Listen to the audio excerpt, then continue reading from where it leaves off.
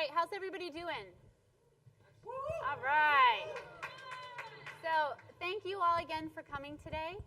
It's been a really fantastic day. We're so excited that so many of you are here today, and I'm sure it's because you're really interested in the technology and you want to continue the conversations, and not because you're just here for the thousands of dollars worth of raffle prizes we're about to give away. We're going to go ahead and start with the raffle now. Has everybody who has a green ticket put their green ticket in one of the raffle jars? If not, you can make a mad dash up there right now. We will start with the raffle, and then as soon as we're through that, we're going to go right into the Steal My Idea session. So I'd like to take just a minute and thank one more time our sponsors, many of whom are the contributors to the raffle. Our gold sponsors are Loft Steelcase, lynda.com, and WOW. Let's give them a round of applause.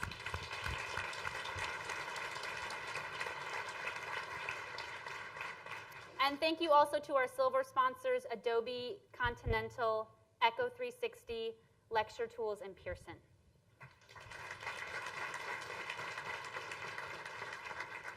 So my name is Lee Viestvung. I was the coordinator of this year's Innovate, and I want to take a moment to thank Victoria Geddes, whose idea this conference was 3 years ago. She ran the first 2 years of this event and did a tremendous job, and it's through her work that we were able to have the level of event that we have today. So thank you, Vicki.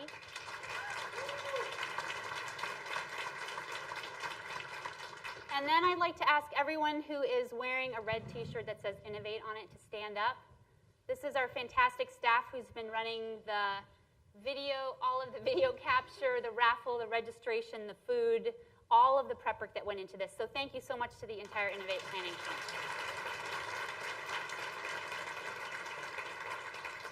All right, and finally, I'd like to thank all of you for coming. We hope that you'll carry on these conversations throughout the rest of the year. And with that, I'm going to go straight into the raffle. So first up, we have the wired out prize pack, which includes 4 elements. There's a rather slim field for this one, so someone's going to be a very lucky winner. And that person is Rory Gatos. Are you here? Okay, so here's how this is going to work. You have to be present to win, which means I'm just going to keep reading names until someone screams and stands up or runs up here, and then I'll stop. All right. Don Stredney. Okay. Don's not here. Robert Robison. Yay! Yeah. Good job, Robert. You can go straight to the table, and they'll hook you up with your prize over there. Next, we have, what did I win, he says. Next, we have the OSU, a free participation to the OSU Digital Storytelling Workshop. If you're from OSU, that's a $480 value. If you're from outside of OSU, that's a $780 value. And that's a 3-day intensive workshop with a team that's not recognized nationally for having done this work for the last 6 years. And it's based on the model that Joe Lambert and his team started at the Center for Digital Storytelling. And I think the basket is on its way up here. And the winner of that prize is Amy Fanak. No, it's not. Okay, the winner is Louis Chogwani. Yay, all right. Here's the basket. All right, next up, we have a lynda.com year-long membership. How many of you have used lynda.com? Check it out. All right, so we have a subscription to lynda.com at the Digital Union. If you are not the lucky winner and you're interested in learning about any range of software, learning about how to do better digital photographs of your family, there are tons of fantastic videos at lynda.com online. You do have to pay for that unless you come to the Digital Union or unless you are Anand Kurma. Yay! There.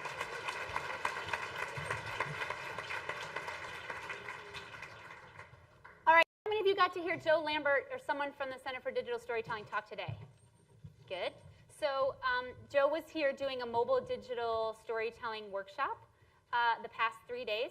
This next prize was generously donated by the Center for Digital Storytelling.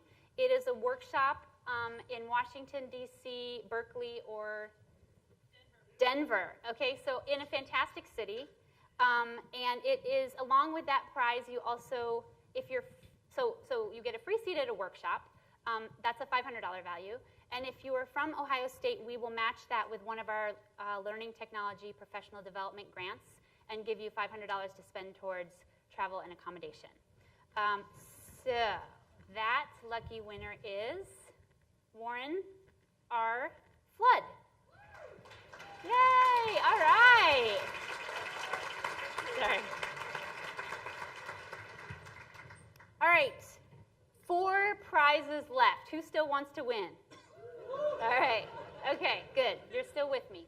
So our next prize is a Dell multifunction printer, which comes to us courtesy of Dell. It is a really fantastic machine that does all kinds of things. You'll probably use it to run an entire business out of your home. And that goes to Eric Resnis. All right. Congratulations.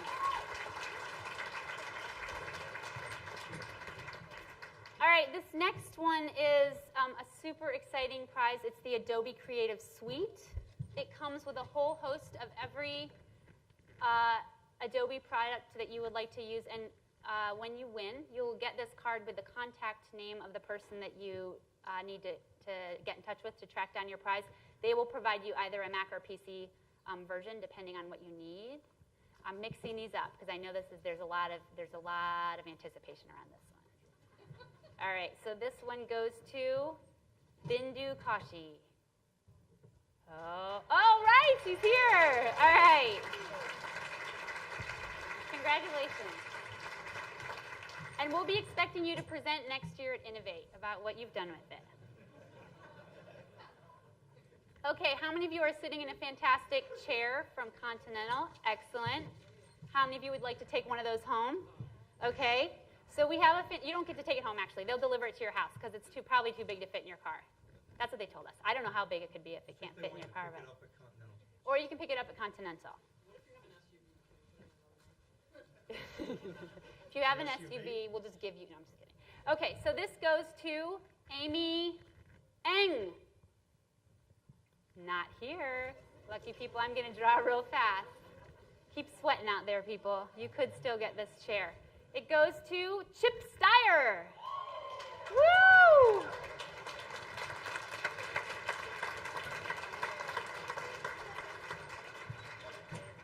That was Chip's colleagues who were screaming because they're going to be sitting in that chair when Chip's on lunch break.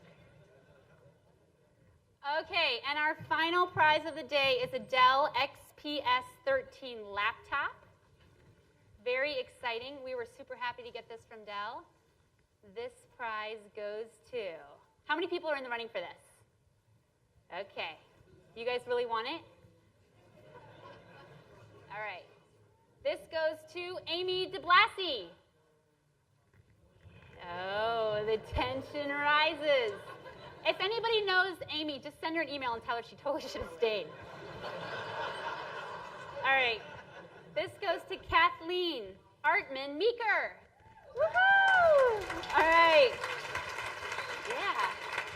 Thank you. I appreciate you throwing your arms in the air. That was the right response. All right. Thanks again to all of our Raffle prize donators. If any of you have really fantastic items you want to donate for next year, please let us know. Okay, so next up we have Steal My Idea. Who's excited about this session? Okay. This is a super high energy way we're going to close the day. This session will run about 45 minutes or less. We have 8 5-minute presentations, okay? They may actually be 6 minutes, they may be 9 minutes, but we're cutting them off at 5. So that means we have 8 5-minute presentations.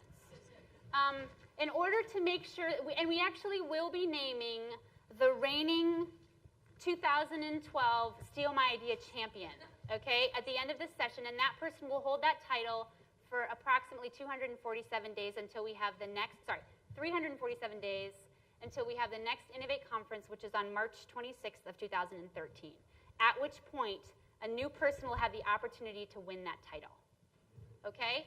So in order to accurately judge who that reigning champion should be, we have devised a ranking system, okay? So I'm just going to explain to you the lay of the land here, and then we'll go ahead and get started. That right there, that is a screen with the number 5 minutes on it. That is going to be counting down. Can you see that, Dr. Foos? Yeah, kind of. Could we roll it forwards a little bit so he can't see it? Okay. Thank you for being honest. All right. I'm definitely going over now. All right, so we have a 5-minute counter. You all are going to know what's happening with this. He won't know, okay? So you can decide if you want to clue him in or not. That's up to you. That's your role in the game, okay? In order to judge who wins, we will be judging based on applause. And we didn't really want to just go with sort of the standard, like hold our hand over his head and listen to see who has the most applause. Instead, we have pulled together the decibel ultra applause meter.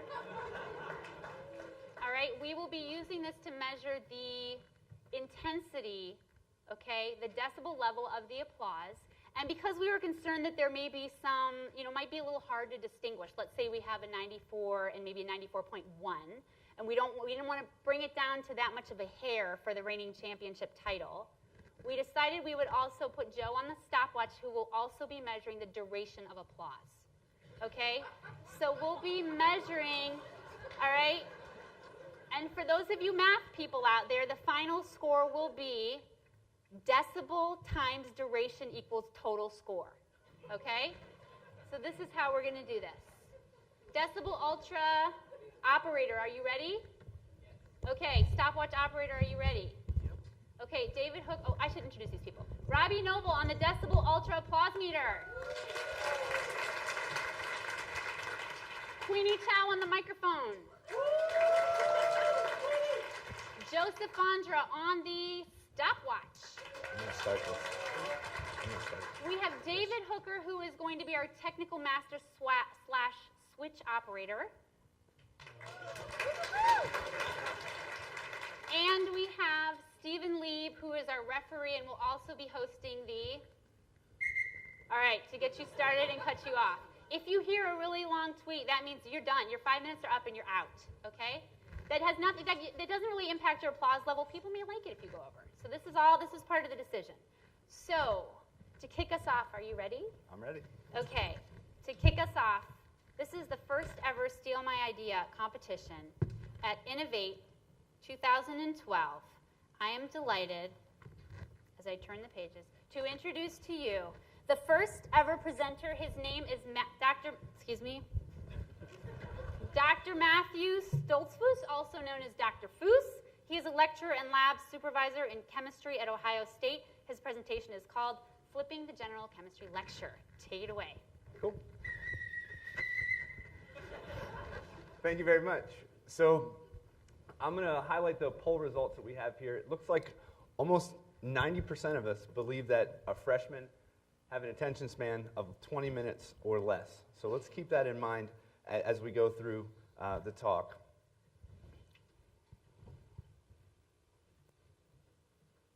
So the first question I want to ask, and it's kind of been brought up in a couple other talks this morning, what do our students need to be successful in today's world? You'll hear terms like communication, collaboration, and adaptability, and non-routine problem-solving skills. But do we address these skills in the way we lecture our students today? And is the way our lectures are outdated? If we go for longer than 20 minutes, we may see our students do this. We also encourage them to sometimes put technology away. But you'll find even in some of the most awesome times, like when we're beating Duke 9-0 and having an awesome run, that one of our students is texting in the front row of the Schottenstein Center. So we're not going to have these students put these cell phones down because they get anxiety if they do that. So how can we take ideas that were given by someone like Salman Khan in the Khan Academy to flip the classroom? And what he has told us is assign lectures for homework and use what used to be homework for the students to do in the classroom. I'll say that if you ever try to flip a class, each of you are going to have a different flavor. It's going to be different from me, from any other professor, okay? Before class, I asked my students to watch the lecture videos. They were actually recorded from me writing on a white pad last spring, and they're now posted online. I also use a program called Mastering Chemistry. The students also do tutorials from that. So I put together a website on WordPress, and the students have the videos embedded here. I list all the pre-assignments that they have to do and all the videos that they need to watch. The videos, again, are a whiteboard recording that I use with Camtasia. It's a program called Paper Show by a company named Hansen. Then the student will go in and do a mastering chemistry tutorial. They're given hints as they go along to solve these problems. So then during class, I have my students do what they call tricky questions on the exams, and they submit answers just like you guys did using this Poll Everywhere program. So this came from the Ohio State meme page. How do we incentivize the clicker questions that we're doing for our students in our class? I give them 1 point if they get the question correct, 0 if they get it incorrect. So I can give them a question like this and get immediate feedback right away. The students then know what the correct answer is, and I can adjust my explanation of these problems. So then after class, if they got the question wrong, which a large portion of the class did here, or if they missed class, they can go into Mastering Chemistry and do a similar problem, okay? And they can gain that point back. And I even encourage the students who got it right to go back in and practice again. We have to be very organized when we do this, okay? The millennial generation likes organized checklists. I'd love to have someone help me put a checklist like this online, but right now I just give the students a handout on the first day of class and say, here's what we're covering in class today, watch these videos, and then do this assignment before you come to class. Then they kind of go through this cycle over and over again. But I can't stress enough how organized you have to be. Because when I first started this method, it was kind of a disaster. But now students absolutely love it because it's very organized and they know exactly what to expect. So here's some comments from my SEIs. I think I had my best quarter this winter. It was my 3rd iteration of doing this. I really like this, the old sit and scramble to take notes while not listening to the actual lecture is a new idea of the past. Flipping the classroom is a pretty good idea. I really like this comment right here where he's saying that watching lecture, or if we're presenting to students, there's not as many questions. Like right now, none of you are asking questions, okay? But if I gave you a problem to do, you might have questions. And that's coming in the lecture section where we're really emphasizing the critical thinking problems for our students to solve. And I think that is one of the most important things. And I'll leave everyone with a challenge here. When you're going into your classroom, we learned so many ideas today. I have 25 new of them at least, right? I can't implement all of them at once. Choose one thing that you want to focus on and add that to your curriculum, add that to your syllabus, and push your students as hard as you can.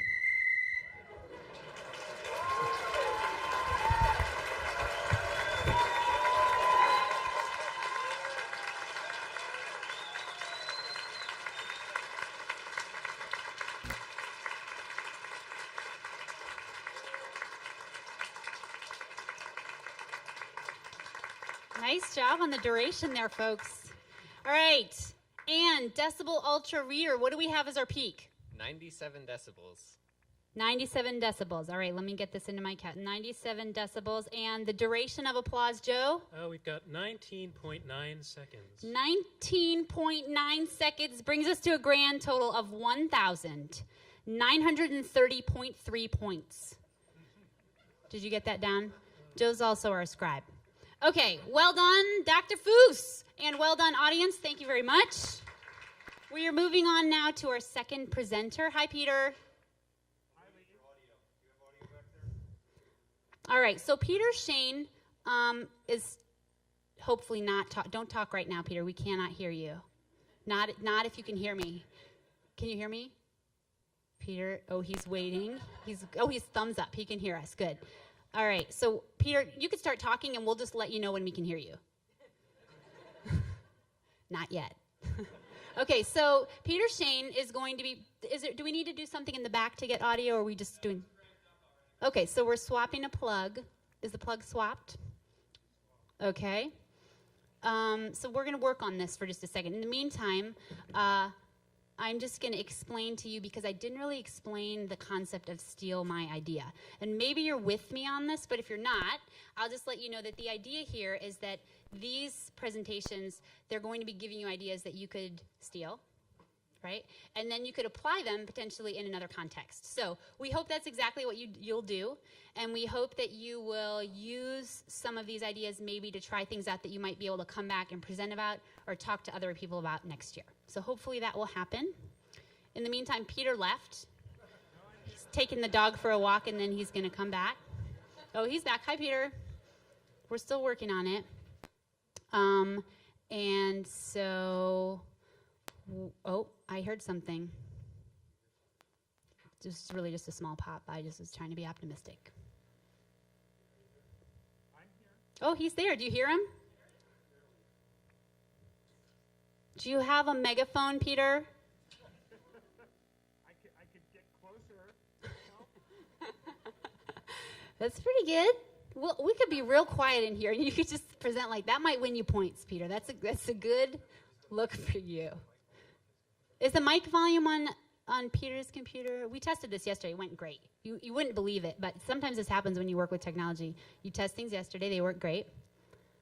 Okay, so we hear a little bit of Peter.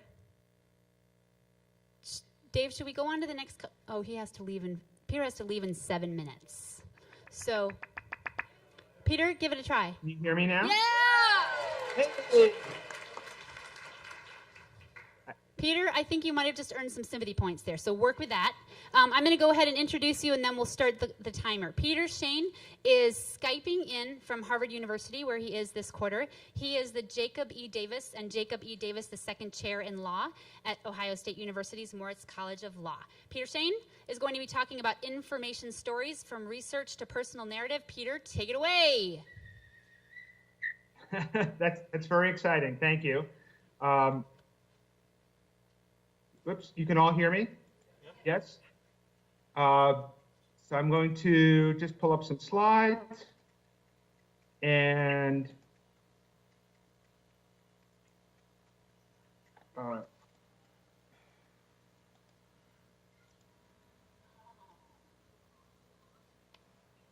I think I should get a few seconds leeway on this.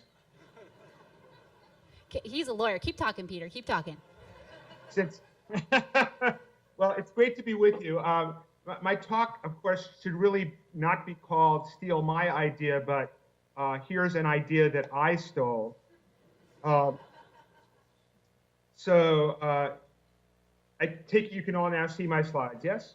So university faculty share a lot of common problems, right? Like finding parking spaces near our offices. Sometimes it's a problem convincing our families that we actually work for a living.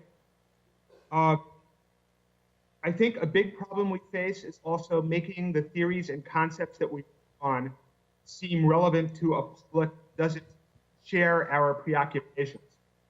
As you can see from this picture, I couldn't even get my corgi and his friend to listen to me read my talk. So in 2008 and 2009, I had the privilege of directing research for a project called the Knight Commission on the Information Needs of Communities in a Democracy. There's our report. And the commission generated an important idea. The idea was that robust and inclusive information flow is as important to successful communities as good sanitation or paved roads. But how do you get people to connect to that idea? I find that if I start a sentence that includes the word information and the word communities and the word democracy, people are mainly asleep by the time I get to the end of the sentence. So I got an idea from our friend Lee. And she and I set about implementing that idea. We recruited a dozen people from around the United States whose lives and personal stories connect to this big idea. And we made it possible for them to tell their stories through video. For example, I tracked down a community organizer from Montana. That's Gayla Benefield on the right in this picture. She worked for decades to get media interest in asbestos-related disease, and her campaign turned out really to be critical to getting justice for asbestos mine workers in Montana. A friend of Lee's introduced us to a young radio reporter and producer from Chicago who works to broadcast over the radio everyday stories that are most important to his mainly Spanish-speaking working class community in Chicago. We recruited a state legislator, Maureen Mann from New Hampshire. She's working with Ohio State professor Brenda Brueggemann. She helped create an online newspaper to fill a complete news vacuum in her town. So we brought a dozen of these storytellers to Columbus to create short digital narratives that convey their personal stories. In 3 to 5 minute segments, their narratives show in a very personal way what are the stakes when local news and information really doesn't serve an entire community well. And they also tell how they responded to that. The cost of producing their narratives was low. Putting them on YouTube cost nothing. The law school's web design team helped us put together a dedicated website for the project. And for nearly nothing, we used an online service called enacted to put the stories on DVDs as individual episodes as a long-form documentary. The videos have been seen over 3,000 times online, and the DVD has been shown by at least 30 public access stations around the country as a long-form documentary, often on multiple occasions. I doubt that this one project will mobilize all of the citizen action I think we need to make information needs of communities in a democracy the nationwide obsession it deserves to be, but I am reaching an audience that I would not otherwise have reached. At least some of that audience is now more enthusiastic. Peter, we have 2 flags on the play. Seems like a good idea to you. Steal it. One sec, Peter. We've got 2 flags on the play. We've got a delay of game, and we've also got a traveling, but in Steal My Idea, traveling is a good thing. So, Peter, you've got 30 more seconds, Peter. Go for it. I'm sorry, all that you missed was my punchline, which is that, as this picture now shows, part of my sleepy audience is now enthusiastic because they have seen all the stories on Information Stories, and I urge everyone to steal Lee's idea as I did. Thank you, Peter.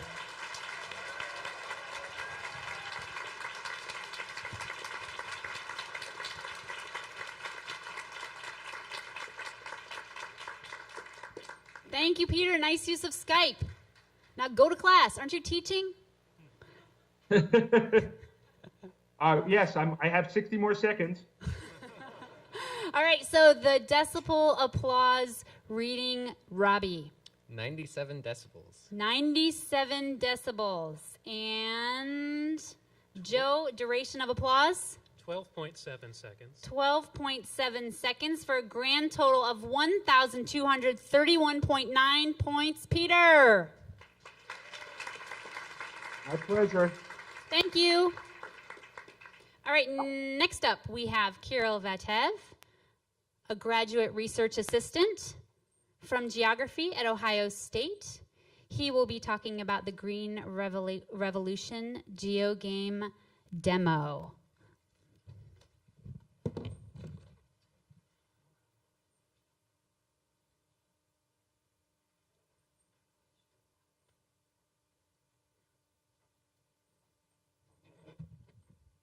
We got lav mic.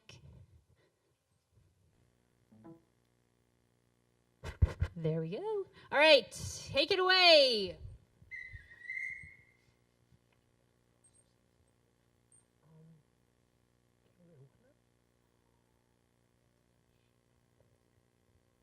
Okay, well, hope you guys are distracted by the little square on top. That's not supposed to be there. But I'm here to talk to you about the Geogame, but more specifically about using games and learning. What this allows you to do is it gives the opportunities for students to learn, but also gives you the opportunities to learn as a researcher. And I know that's the first question when we say, hey, let's use games in the classroom is, well, what do I get out of it as a professor for taking the time to do all this? And I would like to talk about Folded. This is sort of the idea that I stole, so I figure I might as well tell you guys about it. The researchers in, I believe, biology decided that they want to study this protein folding problem, but there were so many different opportunities that it would have taken them such a long time to do this. So instead, they made a game which allowed people to play it. It was interactive, and in a very short amount of time, they got 240,000 users playing this game. I don't know if you guys have tried, but you cannot pay 240,000 undergraduates to do anything. So this was great for them. They were able to get all these problems solved very quickly and to accomplish a lot of their job through crowdsourcing, basically for free.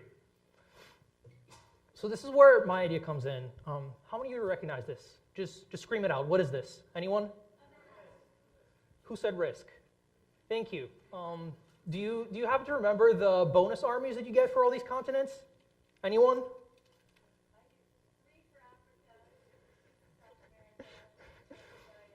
Good enough. And those were actually right. Do you happen to know how they got those numbers? They're largely irrelevant, actually. They're mostly random numbers. So we said, but you remember them because you've played this game so much.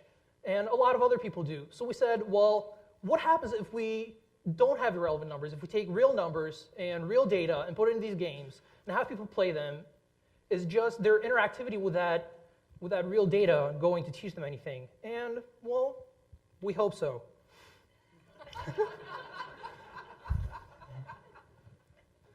And the final part of this is sort of my plug, is you have to put it online. It has to be there available for everybody. If any of you right now are working on native computer applications in any way, stop doing that now and start working to put it online. That is my little plug. This is the way to get that data for yourself. This is, we talked about this morning about big data, and this is sort of how it's done. I don't want to sound evil, but anything that happens in the game that I'm going to show you next, anything that happens goes in my database, and it never gets deleted. I get access to all of it, so I get to learn from all of that information that is produced by everyone playing this game. And the question I always get asked is, well, can we see the game? So this is going to be sort of the first time this is shown in public. And this is actually a live version of the website. It is up right now, and none of you can log in because you don't have credentials. But we get to see it live, and it's in what I like to call pre-alpha, and it takes a second to load. But I can talk about the game for right now. Is we took the Green Revolution concept that happened in the 70s and 80s about using genetically modified seeds and fertilizer and sort of making that available to everyone in the world. And for some people it worked out, for some people it didn't. And this is sort of a way for students to interact with some of those models and play with the data and play the role of a farmer on the ground and see why it did or did not work in specific locations. Like I said, we would love to take our students to India for 10 or 15 years and have them interact with the land and perform this themselves, but unfortunately that is way too expensive to do. So we can teach these simple concepts using this game.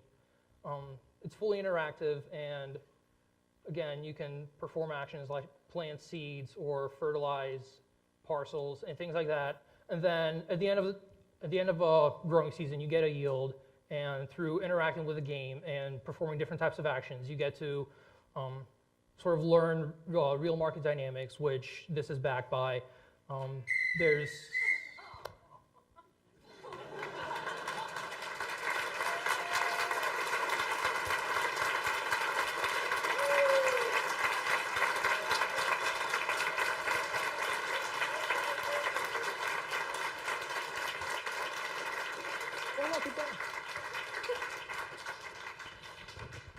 Decibel Ultra applause meter reading, please. 97. 97. Duration of applause, Joe? 17.6 seconds. 17.6 seconds for a grand total of 1,707.2 points. Nicely done. All right, next up to the stage we have Donna Pastore, a professor from the School of Physical Activity and Educational Services here at Ohio State University. The title of her presentation You go ahead and read along with me. Ask the Experts podcast series. How would you handle this event, facility, scenario? Take it away, Donna. Good afternoon, Buckeyes and colleagues. The Arnold Sports Festival is held every year in Columbus. About 18,000 athletes participate in 40 different sports. So there's a flood at the convention center, which is scheduled to host the volleyball competition. How would you handle this situation? You have 20 seconds to think about an idea, so go.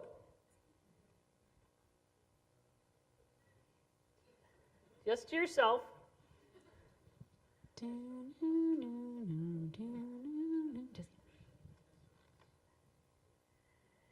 Okay, now I'm going to ask that you share your response with someone at your table to your left or to your right, and I'm going to give you no more than 30 seconds.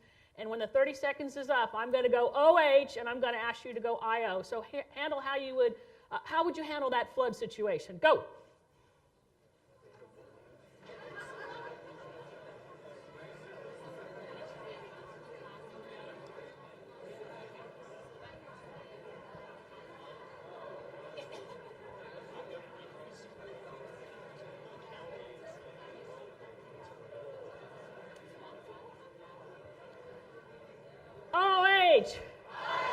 All right, very good.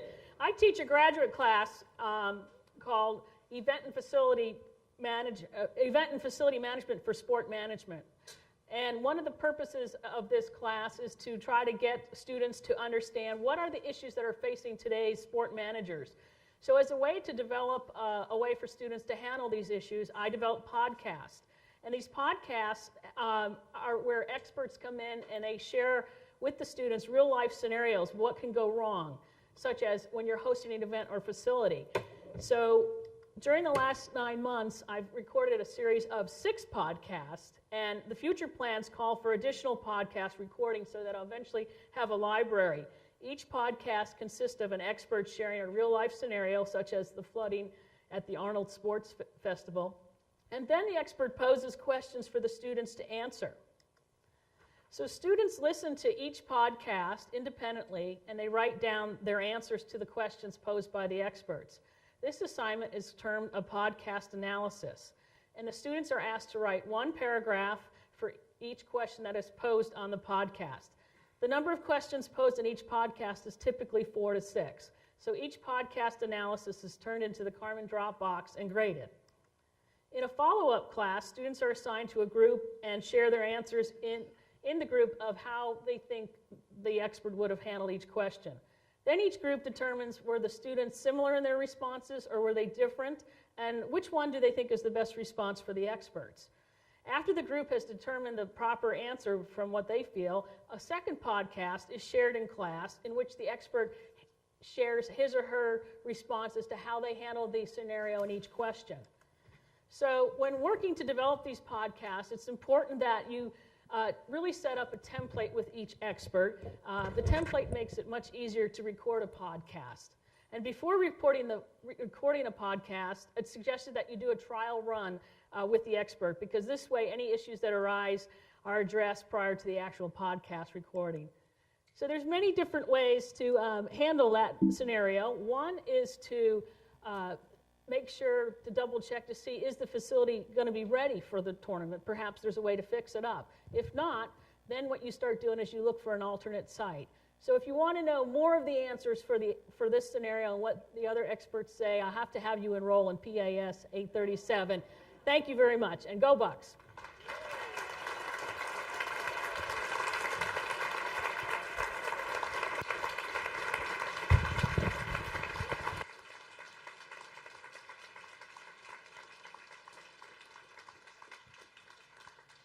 All right, coming in 1 minute under the timer, it's Donna Pastore. There could be a bonus, but in this case, we're basing it solely for scientific purposes off of the decibel ultrameter and the duration of applause.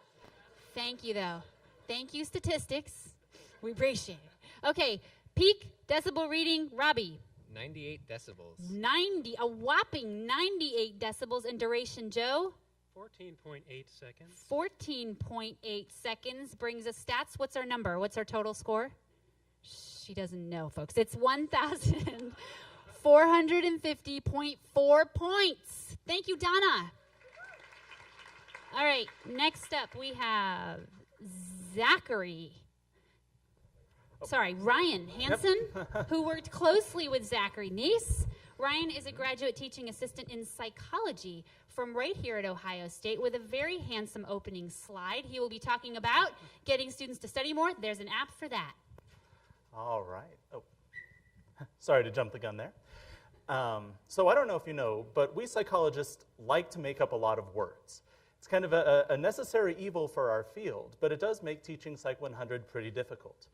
As a teacher, I want my students to focus on the big picture concepts of how the mind works. And it's really hard to do that when they're still wading through translating all of the specialized vocabulary in our field. So the problem is all of the psychobabble, and how do we get our students beyond that? So I decided to try and meet the students where they're at. I made a very simple vocabulary flashcard app and gave it to them for free. So my hope was that since they had it on their phones, they would be carrying it with them literally everywhere. I mean, the students are never leaving their phones behind. They'd have a heart attack if they ever lost them, right?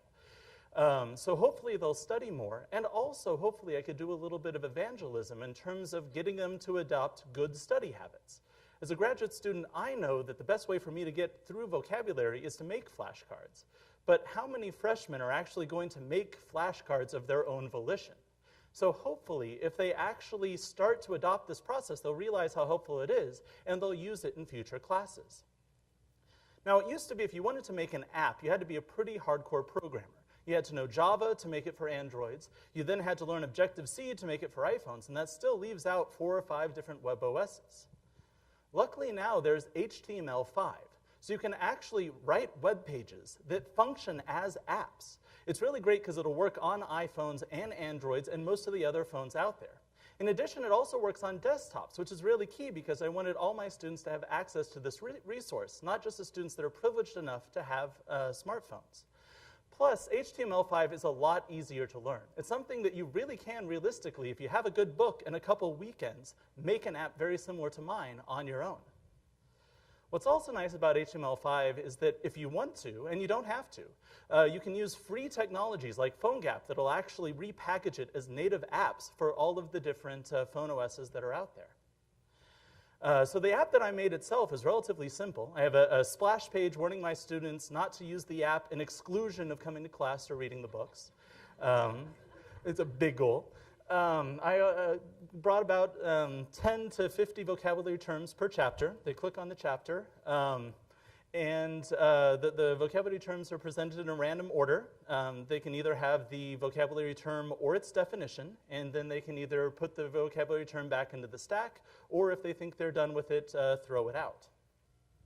Now, I wanted to see if the app was actually meeting my goals, so I put a couple of questions into my normal end-of-the-year feedback survey, which most of the students did complete. About 70% of the students who did complete the survey said that they had used the app in some way, shape, or form. And only one student had any technical difficulties, which they actually resolved by themselves. The students who responded said that they used the app for about 40 minutes, which is pretty modest, but that's still 40 minutes of vocabulary terms that I don't have to use in class. And 65% of the students said that they're more likely, after using this app, to make their own flashcards in the future. So hopefully I'm not just giving them fish, I'm also teaching them to fish. So the app is actually being redesigned at the moment. I'm adding in a connection between the page numbers and the vocabulary terms, so that at the end of a study session, it'll give them a list of the page numbers that they might want to go back and review. I'm also upgrading the user interface with jQuery Mobile, which is free and makes really easy, beautiful user interfaces. So if you guys have any questions, feel free to email me at hansen.282@osu.edu. I'm also I'm happy to give you a demonstration of the app, or if you'd like to have the source code so that you can adapt it for your own class, I'm also happy to share that with you as well. And I'd like to just give a thank you to Zachary, my course assistant, who helped me pull together the vocabulary, and also Robbie with the Digital Union, whose workshop was actually what made me realize last year that this is within my ability as just a clinical psychologist. And that's it.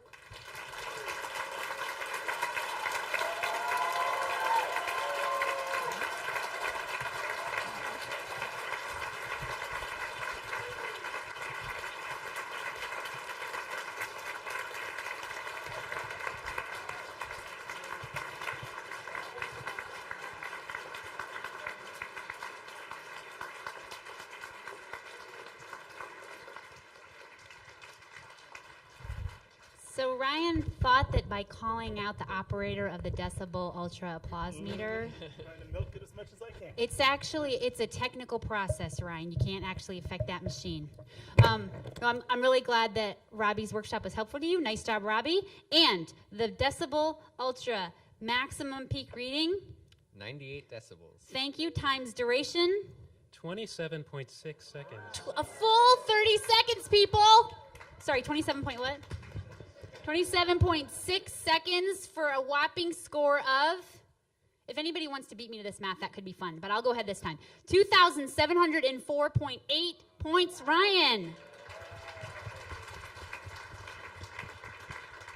I should add that the crowned champion is going to actually have to open next year's session with a new presentation. So just keep that in mind, folks.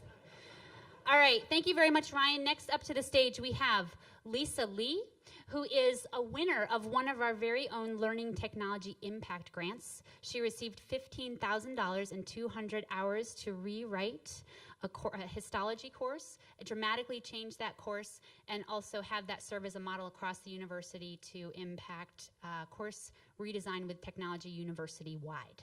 So with that, I introduce Lisa Lee, Assistant Professor in Anatomy here at Ohio State University. She is talking about converting a visually oriented course online. Thank you, Liv. And there goes my chances at winning. Well, it's hard to beat. Well, thank you for having me. So I want to talk about how to make a highly visually oriented course and converting it to online format. And let me tell you, to do so, let me tell you about what histology is. Histology is a study of tissue. So in order to study tissues of human body, you need this very expensive tool or toy, as I like to call them, the microscopes. Unfortunately, they're very expensive. So I could tell you about, I could give you the descriptions of a skeletal muscle, for example, and tell you that skeletal muscles are multinucleated and have striations. Did you all get that? So I can tell you or give you the descriptions, or I can just pop up a picture and show you this. But in order to show you this picture, I need a microscope, and students need to have these tools themselves to learn these concepts. So then, in order for students to recognize different types of tissues, they need to also gain this pattern recognition skills, which actually we all have innately. So, as an exercise, who's that? That's Elvis. And we all know that this is Elvis, though there's a young, handsome Elvis there, there's fat Elvis somewhere there. You know, just various forms of Elvis in different uniforms or whatever. And then there happens to be an impersonator. But you recognize them as Elvis anyway. So you need to gain these pattern recognition skills to, number one, at first glance, know that you're looking at Elvis, but also that fine-tuned pattern recognition skills to identify an impersonator. Very similar in histology. Can everybody recognize what this is or who this is? Elvis. It's not Elvis. It's Marilyn Monroe is a lot closer, but no. This is actually histology or tissue taken from somebody's kidney, various regions of the kidneys. But this one little impersonator happens to be an adrenal gland. So in order to study the intricacies and recognition skills, you really need the hours spent in the lab with microscopes and just stare at different pictures to finally have that impersonator click in somebody's mind. So in order to teach histology, lecture alone is very simple. I can talk to you for hours with no problem. The lab is where problem comes in because it requires space, it requires expensive toy, the microscopes, and glass slides, also expensive process to make. There's also a requirement for an instructor, an expert, who can point out that impersonator. How many of you instantly identify that adrenal gland as an impersonator? Nice. Good job. So what's the problem with the current setup, in-class setup? Cost, right? Notice that instructor has no cost, though. I don't make much money. Okay, maybe a little bit, so I put $1 there. At any rate, so this all costs money. So how do we convert this very much expensive and time commitment and space commitment course to an online format? Converting lecture is easy. You've already learned about flipping the course and everything. It's fairly simple. Pre-lab tutorials, the expertise. The expert would actually go through the virtual slides that I'll demonstrate in a little bit and kind of orient the students. And you can use Camtasia or not Articulate Presenter, but Camtasia or any kind of screen capture software to create YouTube videos of sort that students can kind of go through before they do their own exercise. Lab, most of the money and kind of the hours that I gained from the LT grant was used to create this learning tool, online learning tool called Virtual Histology. And this is an interactive laboratory that simulates the use of a virtual microscope or, oh my gosh, already? Really? Thank you.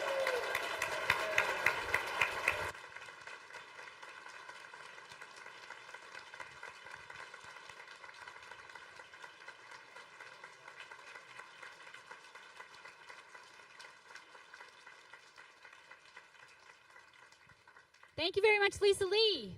Coming in with a peak decibel score of 97 decibels. 97 decibels and a duration, Joe? 19.1 seconds. 19.1 seconds brings her to very close. 1,852.7 points, Lisa.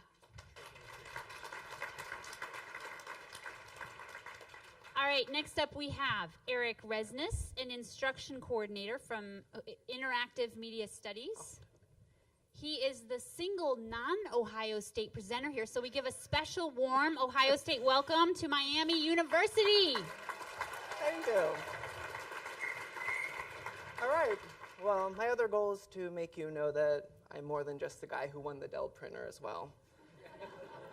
So this gives you the context on how I've used this project. And I teach a class called Information Studies in the Digital Age. And I'm part librarian, part professor. So my goal for the class is to incorporate information competencies with technological competencies and bring social media into it as well. In the end, creating happy, well-adjusted, knowledgeable, and proficient student, sometimes. But also, it's known as a writing-intensive class. And if I'm honest to myself, I hate grading the writing projects as much as the students hate writing them. So I've been coming up with alternative ways to make this work. If you were here last year, you may have remembered I talked about turning a research paper into a Wikipedia article. Well, the Wikipedia editors made that not fun for us anymore. So I decided to look at other avenues. And I thought, I see infographics a lot. I see interesting ones like The Ultimate Guide to Eating Paleo. I see other ones that bother me, like How to Spot a Douchebag.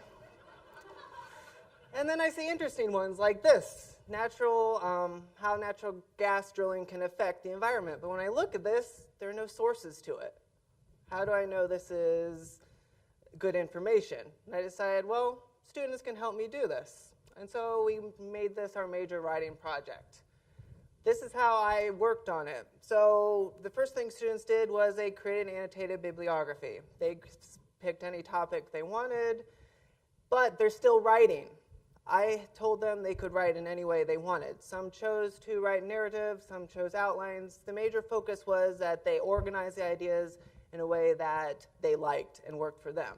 Then they worked on transforming it from that paper to an infographic, and then creation stage. I have time, and learning how to use Photoshop is an important part of the class, so that's what I did, but there's many ways you can do this. This is an awesomely versatile assignment. So graphic tools you might use, and this is my own subjective analysis, you may disagree with me, Easy. PowerPoint's the easiest thing to do. Students know how to use it. Not as easy, Fat, Paint, and GIMP, and then not easy, Photoshop or Fireworks. The thing I forgot to mention is I have my Twitter handle on the bottom. You can always ask me questions at EricMULib. So what did they think and learn? The reflection was a major part of this assignment. First thing they thought, this was much more difficult than I thought it was going to be, said one student. A lot of them had a major problem in taking that written part and transforming it to a graphic. But a lot of times once they did, they realized the value of it, and that was actually quite enjoyable for them. Another student said, I saw no need to write anything before I created the infographic, although this was a student who didn't attend class a lot and turned it in a few days late. Then the last was, I enjoyed presenting the information in a different format. And I think I had about 10 out of my 15 students say the last thing. They enjoyed doing it in a different way. And when I think about it, what did I learn from my ivory tower? I really don't have one. Oops. What did I learn? I learned that this was a really great project for helping. It's okay. That was the last slide. I got excited. I have to help them choose the value more and create it to a graphic format. That was one thing. But I think helping them learn a different way to organize it and creating valuable infographics that have sources and was something that I found great. I loved grading them as well. So that's it. Thank you, everyone.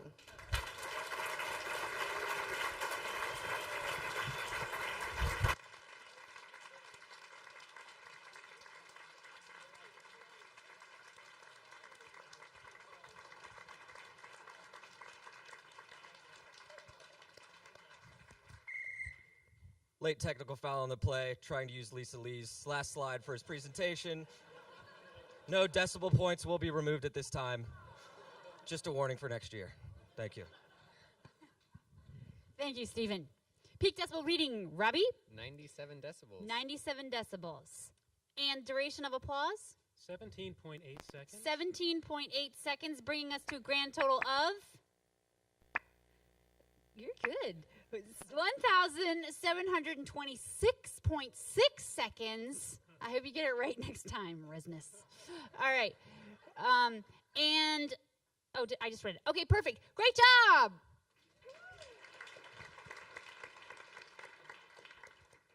Next up, we have our final presenter here to talk about Stealing My Optimism, Genuine Audiences, and Genuine Reciprocities is Associate Professor from the English Department at Ohio State University and my own personal friend, Scott DeWitt. Yeah.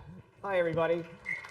Oh, I must start, guys. I want to talk to you today a little bit about some of the research I'm doing on optimism and student writing. I'm going to put a definition of, no, I'm not. I'm going to do this and click here. Come on. I'm on the last slide because the first and the last look exactly the same. Here we go. So I'm going to put a definition up here, and I want you to keep this in your mind here. Optimism defined as our ability to imagine and generate expectations for the future. And I'm borrowing this from a cognitive neuroscience named Terry Sharrett. I'm not going to talk a lot about her research, but this definition really has served me very well in thinking about student writing, and primarily the writing that's happening in a first-year writing class. When I talk about optimism, I'm not talking merely about something that's upbeat or a sunny outlook, although optimism is often about that. Instead, what I'm talking about is an expectation and a kind of certainty. It's different from hope. Hope implies kind of an uncertainty and desire. Instead, what I'm talking about here is something that is temporally defined. Optimism connects a current moment to a future moment. So keep that in mind when I start talking about optimism and some of the things that we've been doing in the first-year writing project. In an unrelated project, we started to collect some literacy narratives of first-year students before they ever came to Ohio State. They had not taken any classes, and we started asking them about some of their reading and writing practices. Overwhelmingly, unprompted, the students told us stories about their writing reaching real audiences and the engagement that resulted from that. And we're going to skip through this. Unfortunately, they get to our classes, and they start to experience writing in some very unoptimistic ways. So for example, writing, they start to see it as a transaction, And we should just acknowledge that there's a very real transaction that happens with writing, and that they write, teachers read it, and they grade it. And there's no reason to ignore that. That's very real, and they understand that, and they really kind of buy into that. Where things start to get a little shaky, though, is this kind of pseudo-transactional notion of writing, and that is when we kind of pretend that there's going to be a real audience on the other end. But that goes completely unrealized. That audience never shows up at all. What I'm interested in is something that's a little more authentic, genuine relationships between I'm writing today, and somebody is going to respond and read what I've written tomorrow. So optimism, again, it's connecting a current moment to a future moment. I borrow a lot of this idea also from the idea of social media and anticipated reciprocity. This is the optimistic expectation that not only is someone there reading or listening or viewing, but also that after some contribution that I make to a conversation, somebody will respond. And in a lot of ways, if that doesn't happen, it's just unimaginable. That's when we're talking about social media platforms where that's really playing out. So this has really prompted me to ask a question about curriculum development and my own research, and this idea of what might student learning and the instruction associated with that learning look like if we met students' optimism, their imaginations and expectations of the future in our pedagogy and our curriculum. And I'm really interested in this, not in just kind of a single instructor working on this, but what would happen if we did this at a programmatic way, a more sponsored kind of way. I'm going to skip through some of these examples and go right to the way that we've been doing this in our first-year writing program here at Ohio State. For the past 5 years here at Ohio State, first-year composition students have been participating in the Commonplace curriculum, where they direct an optimistic eye towards an assignment that asks them to write about their research for a public audience. In this assignment, students are asked to produce writing that is timely, relevant, and compelling to the readership of an online journal, Commonplace. You can find this at commonplaceuniversity.com. After elaborate training, all of the students who are in these classes participate in an intersection, cross-campus, anonymous peer review of student manuscripts, where they compose substantial reviews that evaluate the strengths and weaknesses of that writing. Students exercise then their editorial responsibility by deciding if those manuscripts should be published on Commonplace. They are rigorous. They're at about a 3% acceptance rate. So they're taking this very serious. The stakes are very high for the students in making this publication decision. Behind the scenes here, whoops, we're going to go this way. There's a very messy flow chart that's taking place and how all of these manuscripts get together. You should know that we have between 50 and 70 sections of first-year writing doing this at the same time, with 24 students in each of those sections. We've been participating at 6 different schools, and in the last year we had 2 sections of AP English from Whetstone High School. All of this is happening at the same time. And we've got this very messy flow chart here of how all of this starts to get around, but what's really important here is that when we get toward the bottom of this, all participants review real manuscripts written by real writers, and they produce review text guided by an optimistic, there we go. You got the gist.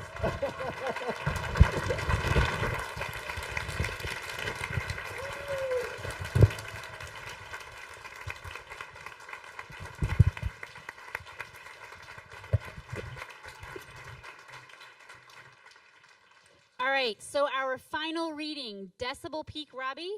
97 decibels. 97 decibels, and duration of applause? 16.1 seconds. 16.1 seconds is, oh, whoa, I got 172,000. Let me try that one more time.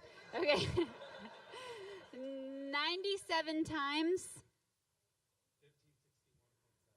1,561.7 points for Scott DeWitt. All right, so before I reveal our reigning champion of the day, I'm going to take the stage. And then I wanted to we talked about learning analytics today, and I just wanted to share something interesting we learned because we have some analytics about presenters, participants. So one thing I noticed is that these Steal My Idea participants, they were the last people to submit their proposals, some of them up to hours and minutes before the closing of our proposal deadline, which was at midnight on a Friday night. They were, however, the first people to submit their photographs for our website. So let's give them a round of applause to our Steal My Idea presenters.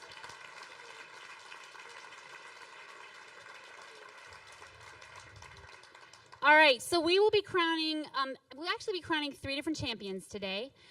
We are going to start with our reigning bottom champion. This is the 3rd place winner. Reigning bottom champion of the Steal My Idea Showcase goes to Dr. Lisa Lee.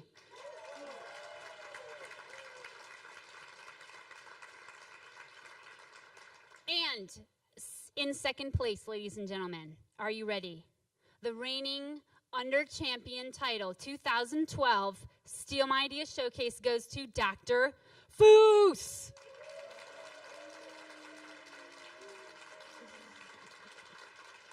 All right, and the title winner of this year's championship is Ryan Hansen.